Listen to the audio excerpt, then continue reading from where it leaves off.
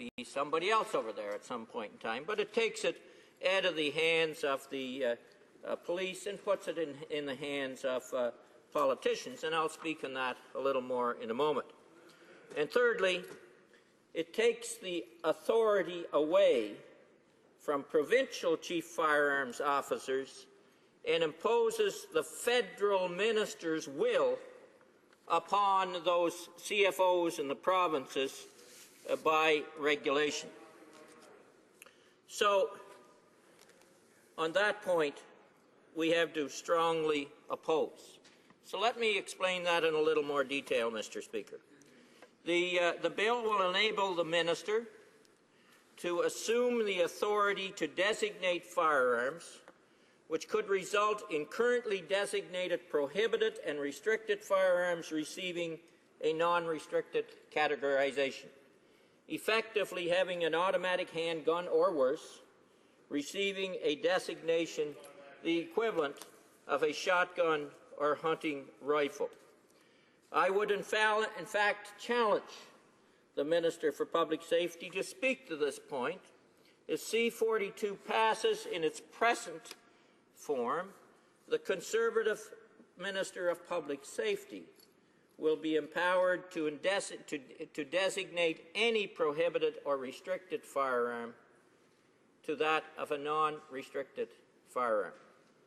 This is the conclusion, Mr. Speaker, of the Library of Parliament on their interpretation of C-42, and I quote, "Bill C-42 would give the Governor and Council, i.e. the Cabinet, the power to carve out exceptions by way of regulations for firearms that would otherwise fall within the Criminal Code definitions of restricted or prohibited weapons, firearms.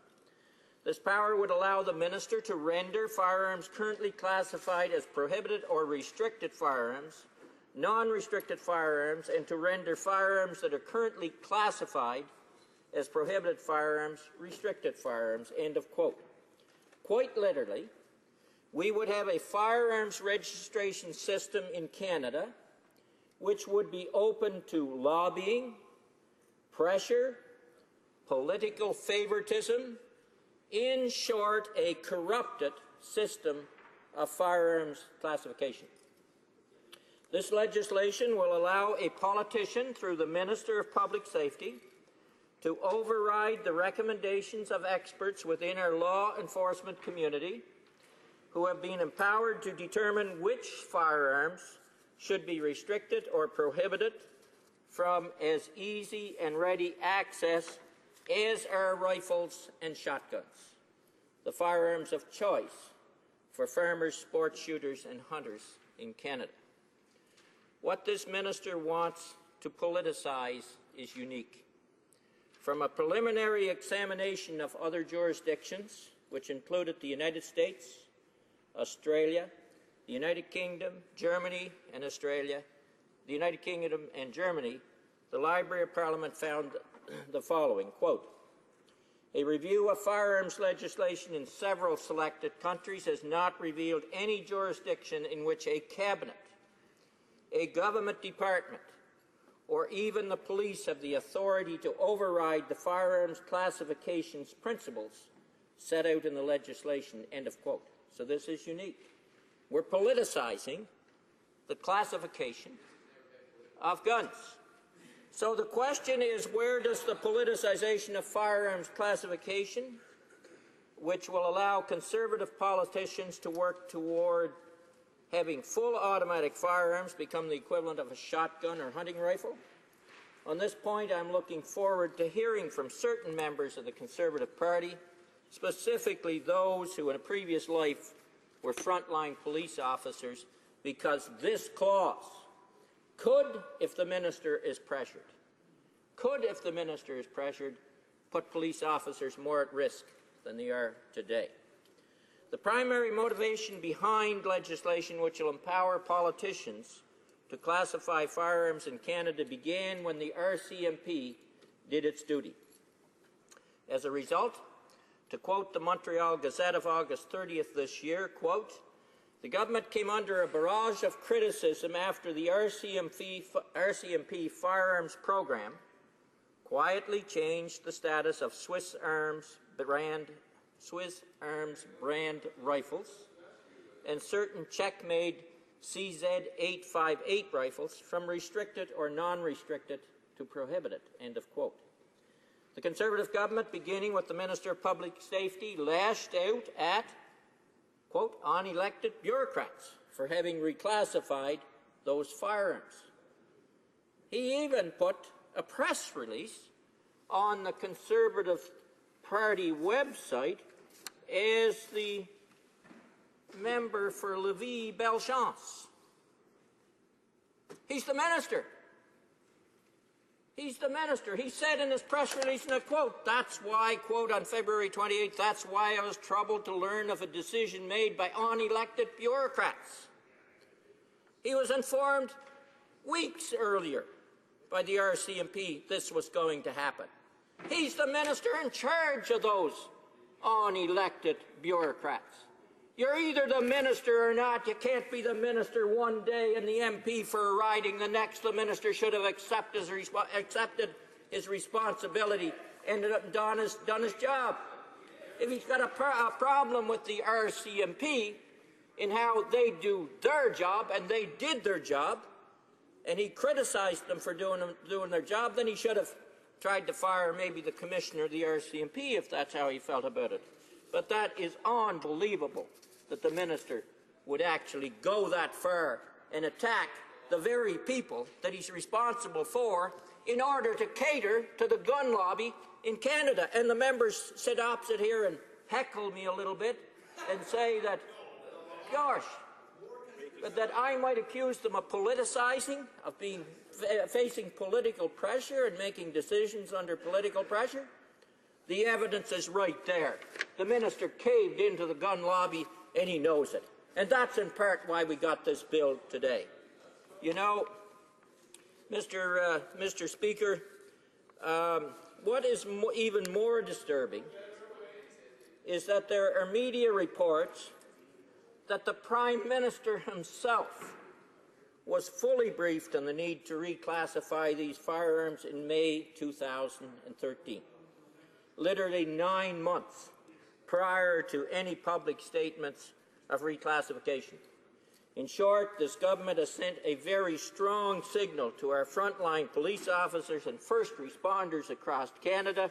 If there is any interference with any firearms issue, and we can sense some kind of political advantage, we will overrule every time any decision made on your behalf with your safety and public safety taking a back seat to their political advantage. That's the facts, Mr. Speaker.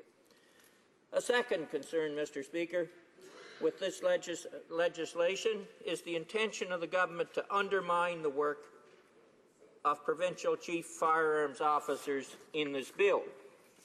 And I guess part of the reason for that, you know, I have to ask the question, what's the reason for the government challenging or trying to overrule chief firearms officers within the province? And the reason may be that Vivian Hayward, in a Guardian article, said this. Vivian Hayward's the chief firearms officer in PEI, and she said she knows very little about the changes at the point of this article, as the province had not been consulted on the proposed federal Common Sense Firearms Licensing Act. But from what she read in media reports, Hayward said she is concerned over the proposed easing of restrictions for firearms transportation. Quote, it's just basically one step away from the United States style of having a gun on your hip authorization to carry, which people in this country don't have, end of quote, Hayward said. So is that part of the reason why they're coming down hard on provincial chief firearms officers? So, Mr. Speaker, I see I'm running out of time, but let me conclude by saying, Mr. Speaker, there's several good points that I outlined in the bill. We can support them. We can get those aspects through by Christmas if we want to do that. Is the minister willing to split the bill? Let's deal with those issues that benefit the law-abiding gun community, and let's set the other ones aside and have a debate because those are issues that jeopardize public safety. Thank you very much. Questions and comments. The Honourable Minister of Public Safety. Monsieur le Président, j'aimerais affirmer avec clarté que c'est grâce à la confiance des gens de Lévis-Bellechasse et des aides-chemins que j'ai le privilège de servir ici le pays entier en ma qualité de ministre de la Sécurité publique. Et j'ai deux questions pour le député de Malpec, Monsieur le Président. La première, c'est qu'il semble avoir lu le projet de loi, contrairement à son chef qui dit n'importe quoi. La première question, c'est est-ce qu'il va demander à son chef de s'excuser pour avoir tenté d'induire la Chambre en erreur en affirmant, ce n'est pas le cas, que le projet de loi modifiait les manières de transporter une arme à feu. Est-ce qu'il va dire clairement que le projet de loi ne change pas la manière de transporter une arme à feu restreinte au pays? Est-ce qu'il va avoir le courage de dire la vérité, Monsieur le Président? La deuxième chose, c'est que fait-on, Monsieur le Président, effectivement, quand des centaines de citoyens honnêtes se retrouvent carrément dans une situation d'être traités comme des criminels parce qu'ils possèdent une arme à feu dont on a changé la reclassification au cours de la nuit. Alors, Monsieur le Président, oui, il y a des mesures pour éviter que ça se reproduise. Et pourquoi l'ancien ministre de la Sécurité publique s'oppose-t-il à faire en sorte que des citoyens honnêtes demeurent honnêtes, Monsieur le Président, et sans qu'on les traite comme des criminels alors qu'ils n'ont pas enfreint la loi? Merci. D'accord. The Honourable Member for Malpeque. My goodness, did the minister not listen at all? Did the minister not listen at all? We said we support some of those aspects where they've got a 6-month clause to prevent them from being made criminals. In terms of the Swiss Army rifle, if that is what the minister was talking about, there was other ways of dealing with that issue. In fact, they're not made criminals yet because the minister was able to take action under the current laws that are in the land. He doesn't need to turn the whole issue on its head, Mr. Speaker, and take the authority for classifications of guns, prohibited, restricted, non-restricted guns in this country, away from the experts in the RCMP who certainly know what they're doing, and turn that authority over to a political base of advisors appointed by the minister, probably from the gun lobby itself, and give the minister the authority to make the final decision based on political favoritism, political pressure, and other things. That's the facts. And let me mention one other thing, Mr. Speaker, because the minister accused my leader of misleading the House.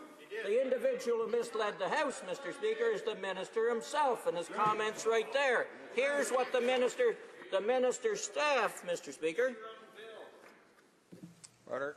The Honourable Minister of Public Safety rising on a point of order. I do rise on a point of order, Mr. Speaker. Monsieur le Président, je voudrais avoir une clarification. Est-ce que quand on dit pas la vérité à la Chambre des communes, est-ce qu'on induit la Chambre en erreur? Si c'est le cas, Monsieur le Président, je réaffirme clairement que le chef de la deuxième opposition a tenté d'induire la Chambre en erreur. J'exige des excuses et des rétractations, Monsieur le Président. C'est un enjeu important. On ne joue pas avec la sécurité des gens et on n'induit pas les gens en erreur et on n'incite pas les gens à avoir des comportements dangereux, Monsieur le Président. J'exige des clarifications. Merci.